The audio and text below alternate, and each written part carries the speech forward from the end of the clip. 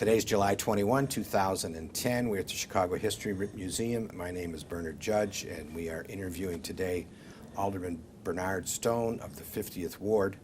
Thank you very much for being with us today, Alderman. Have you ever done an oral history before? Yes, I have. Do you remember how many? I don't remember the number, but the last one I done was on Richard J. Daley. Oh, was that for the University of Illinois, Chicago? Chicago? University of Illinois, Chicago, Very correct. good. And so we'll start with this. If you would tell us the political positions you've held in your career, including that you're the second longest serving alderman in the city council right now. Well, I've only really held two positions. One is as an alderman of the 50th Ward, and the second as a committeeman for a period of 8 years of the 50th Ward Democratic Committeeman. Okay. Unless you count being a delegate to the National Democratic National Convention. Well, that's good to know. That's good to know. How did you get into politics? I volunteered as a precinct captain in 1952 when I moved into the 50th Ward. I always loved politics, and I was moving into a new ward, and I moved into a new home, and it was a new area, and I just wanted to be involved. Who was the alderman then? Bob Bremer. Okay. A member of the what was then called the Crime Committee. He was the swing member, as a matter of fact. Oh. For the city's crime, the Aldermanic Crime Committee? Yes. Oh. That must have been an interesting assignment. Yeah. So you ran in 1973 for alderman. Yes. And you were elected in a runoff. In a runoff. Correct. And so that had you met Mayor Richard J. Daley before you had run? No. I met him in the middle of the campaign, as a matter of fact, the first time, and my knees were shaking, and I met the legend in his office, and when I was ushered in, I did so with great trepidation, and he offered me a seat, and I sat, and I was very nervous, and the first thing he did was castigate me for apologizing during the course of the speeches I had made during the campaign. He said, "Why are you apologizing for the party?" And I didn't really know I was apologizing. I think the night before I had been accused of being a puppet of Tom Keene's, okay. And I said there was no strings on me, and I guess he viewed that as an apology. And he says, tell everybody all the good things we've done for the 50th Ward. And he started enumerating different items that he said were the good things that had been done for the 50th Ward.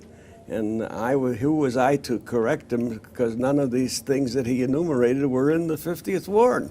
Really? He talked about the escalator on the elevator, which wasn't located in the 50th Ward. He talked about different things, none of which were in the 50th Ward. But I wasn't going to correct him. Well, what did he get mixed up with the 49th? I guess so. Yeah. So I just said, yes, sir, and I will be more positive in my future speeches, and I left it at that. Did he support you in the? Oh, yes.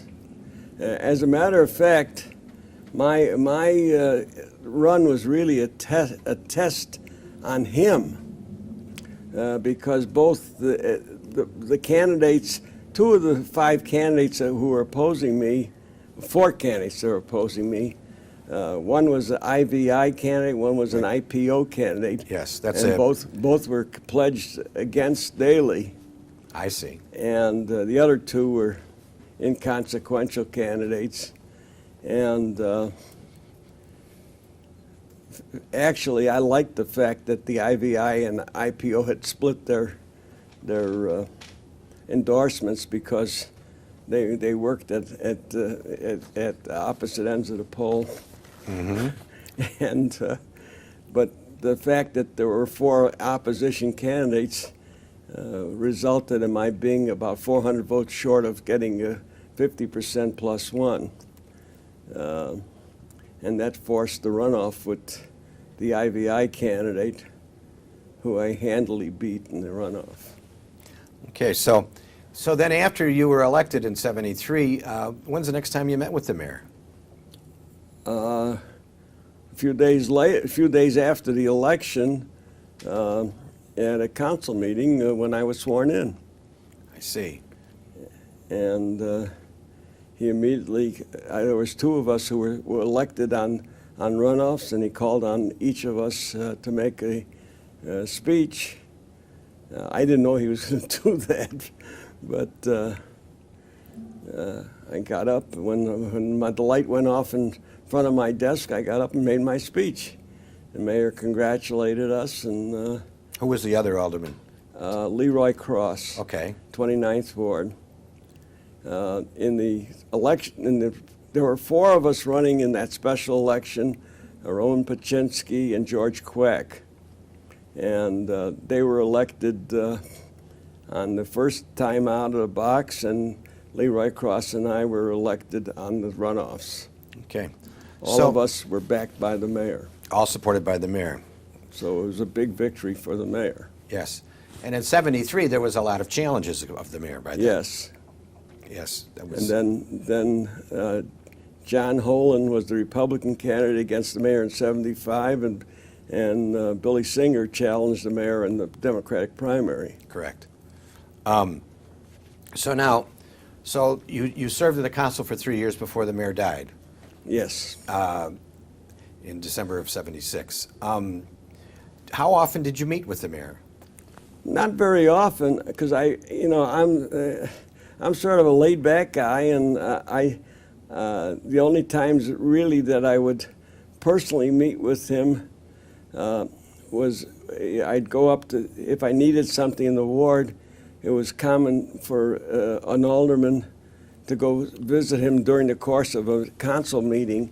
If you needed something, you'd go up during the course of a council meeting, and Kenny Sane, who was the mayor's assistant, would be sitting there, and he'd call Kenny up and he'd tell the mayor what you needed, and he'd call Kenny over and he'd say, "Take care of the alderman," and that's the way you got things done. I see. And otherwise, basically, it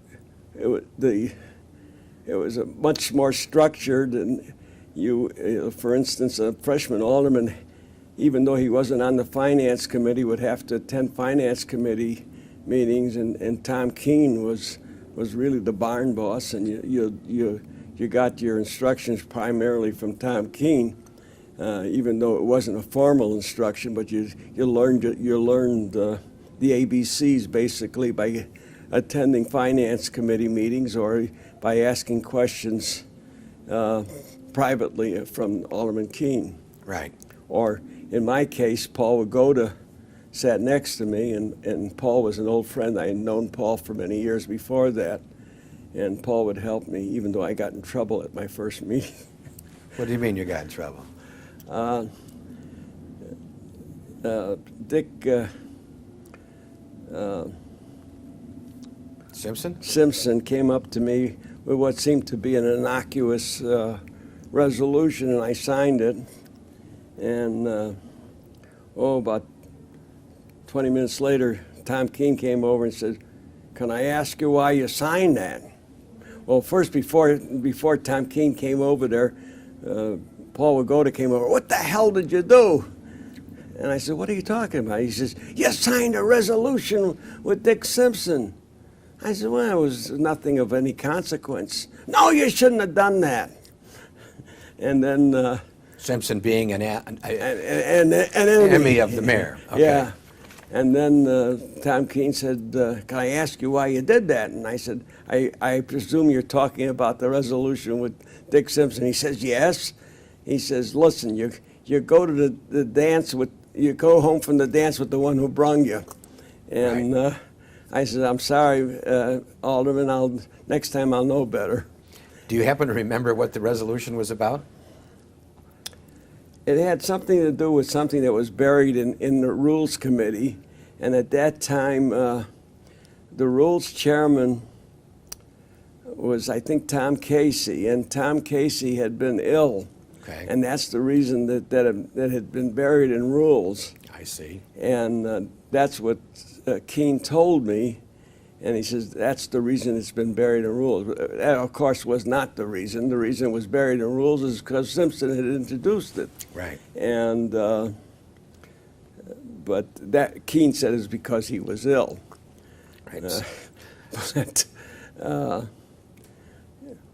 So but in it- council matters, you would deal with Tom Keene, and then in ward matters that went beyond the council, yeah, you would well, deal with the mayor. except in other matters, I was on the Environment Committee, and Mike Belanek was chairman of that, and we had a very important matter that was in the Joint Committee of Environment and Zoning, which is still a key issue now, which is the Plan Development and Lakefront Protection Ordinance. Yes. And I got thrust into what was a very important ordinance immediately when I first came into the council. And Mike Belanek schooled me on that, and Paul Wagoda was also on that committee, and Paul took me to some public meetings on that. And I got a good background on plan development and lakefront protection in that. And Mike Belanek became a good friend as a result of my serving on that committee. So I did get some good grounding in education from two guys who were pretty knowledgeable, in Paul Wagoda and Mike Belanek. Now and one went on to be Supreme Court Justice, and the other one went on to get in some trouble. Yeah, well, in my belief, Paul, the property involved was in my ward, and my belief is Paul was innocent, but that's beside the point. Yes. Well, it's good that you show your loyalty, I think. Now, so you were there for 3 years with the mayor, and did he come up to your ward during the time you were alderman for any functions? Because he seemed to spend a decent amount of time going to various wards. He came to my ward actually just before he passed away. We dedicated the groundbreaking of a police station. I worked on that with Neil Hardigan, and we